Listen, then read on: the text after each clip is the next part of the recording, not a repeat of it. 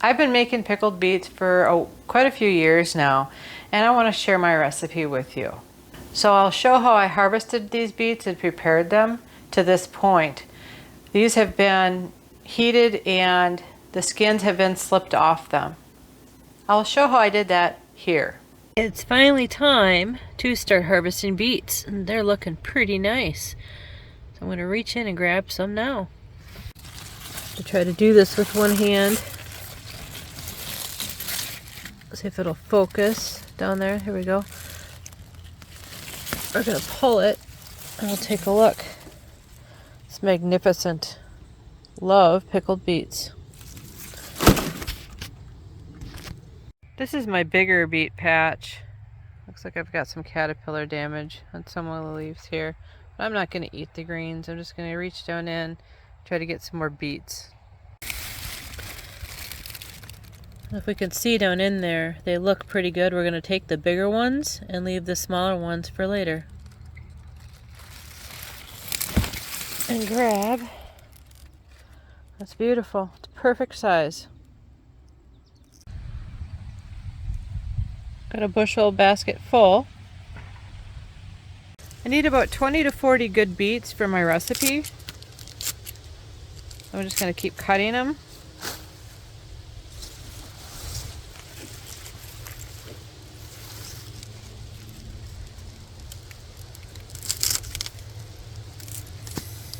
Make a quick stop by the kitchen garden to rinse them off and get most of the dirt off before I take them in the house.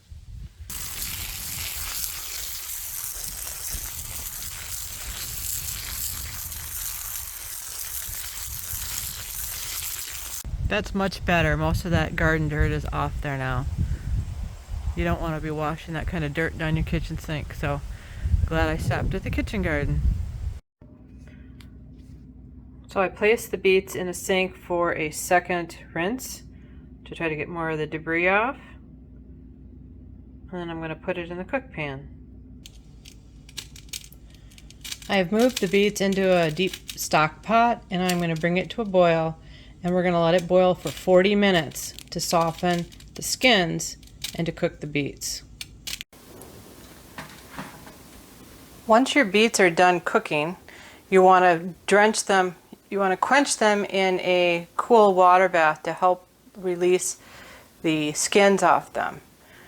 So this water is really hot, so what I use is a spaghetti fork to try to lift the beets up.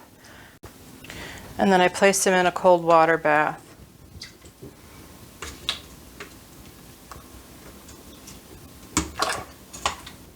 My goal was not to cook the beets. My goal was to get the skins off, which are very tough. Because I have a whole nother cooking step where I'm going to cook it in the brine. And I'll add some more cold water. Make sure I get them all out of this dish. Some people will use the cooking water in their beets. I will not, because I can never get the dirt off to my liking. So the next step is I'm going to turn this water on. It's going to get kind of loud, and I'm going to rinse the beets under the water. I'm going to slip off the beets skin and put it in a scrap bucket for the compost. The good beets are going to go in the colander, and then we're going to process them further from there. It works pretty good. They slip right off. I pull that stem, both ends of the stem off. And anything that's rough, I just kind of rub with my finger and it comes off really nice. And then I'm going to put it in the good colander. It's actually kind of a fun process, believe it or not. Get all the rough skin off. Do another quick rinse under the water.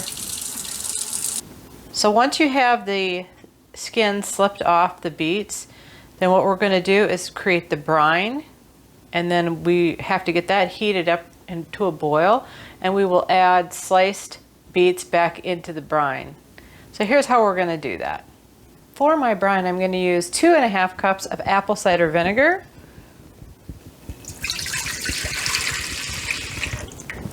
2.5 cups of water, which I've pre-measured conveniently.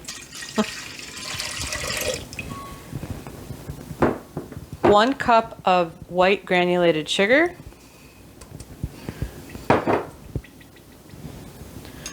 2 sticks of cinnamon, and 10 whole cloves.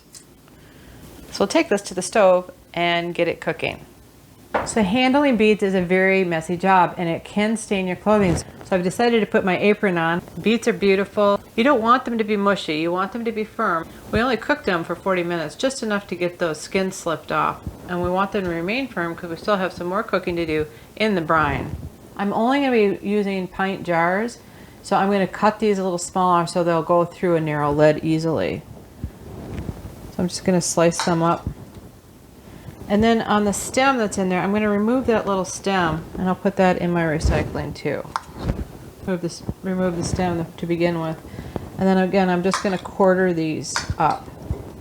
You don't want them too small. You don't want them diced really small because you don't want them to get mushy on you. You want them to be somewhat firm when you eat them. If you have smaller ones like this, you can leave them whole, which I'm going to. So we have 8 cups, so it should make at least 4 pints.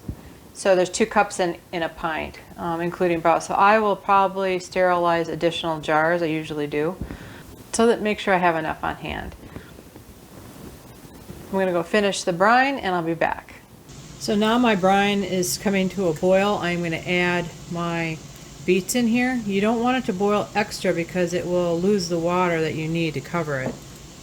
Put these beets in. I don't want too much of a splash with hot brine. And we're going to let these simmer for 15 minutes and then we are going to can them. Welcome back. I just removed the beets and the brine off the heat. I've got the hot water bath boiling in the background. I don't know if you can hear it. Anyway, it's boiling in the background. And we're ready to start canning our pickled beets. So what you're going to need are sterilized jars. I run my jars through the dishwasher. It's very, very hot. It's like max temperature. They are steaming. They're steaming hot when they come out. You're going to want a jar lifter for when the jars are hot, a lid or a little magnet to help pick up the lids and the rings, and then a funnel. I also have a nice damp paper towel to remove any brine that may get on the top so that it won't hurt my seal. I want to make sure I have a good seal integrity. So let's start canning. So I have my canning set up already here. I just took my lids and rings off a nice hot steam. I let them boil for a minute to make sure that everything is good and sterile. Food safety is really important when you're canning. So my first order of business is getting the beets in the jars, not so much the brine. You can always ladle the brine in over top of it, but first of all, I'm going to strain to only have the beets. A little bit of brine, but mainly the beets. And then I didn't pick out the cloves. I'm going to leave them in there, and as I ladle up the cinnamon like that, I will simply just remove it. So I'm hoping for 4 pints, as I had 8 cups of beets prior to cooking. We'll see what we get here. It smells just wonderful. Reminds me of my mom. My mom really enjoyed pickled beets. Anything with a little tartness my mom liked. My mom was really a good cook. She loved cooking a lot. My mom would cook lemon pie, and my grandmother, my dad's mom, loved when my mom made lemon pie. Said it was the best lemon pie anywhere, so it had to be good because my grandma was very picky. I want to make sure you're leaving a 1/4 inch of headspace. Looks like I'm going to be a little shy on brine, which is fine. What I will do is I will seal 4 of the jars. I'll simply transfer some of the beets over. Sometimes that can happen. And I'll put the fresh ones, I'll just let it cool down and I'll put it in the refrigerator as a fresh pack. I'm going to transfer some of these beets to some of these other containers. It's a messy job. The real key is if you have a white countertop to make sure you're wiping up the drips right away, which I will do as soon as I get these into the hot water bath. So sometimes you have to rearrange things. So I repacked the jars. So I had the 4 jars, which I figured I do have a partial jar. Ooh, hot. I do have a partial jar left, which I'll put in the refrigerator. I don't like anything ever going to waste. And so what I need to do now is wipe down the top of these lids. It was kind of messy when I did it. You can see there's some brine coming off. We want to get that all off there because we want the jars to seal for us. I'm going to go around the threaded area of the jar and then around the top. Once you have the top of the jars all cleaned off, you're going to want to put some lids on. So I've got some hot rings here. I'm going to take out of the hot water bath.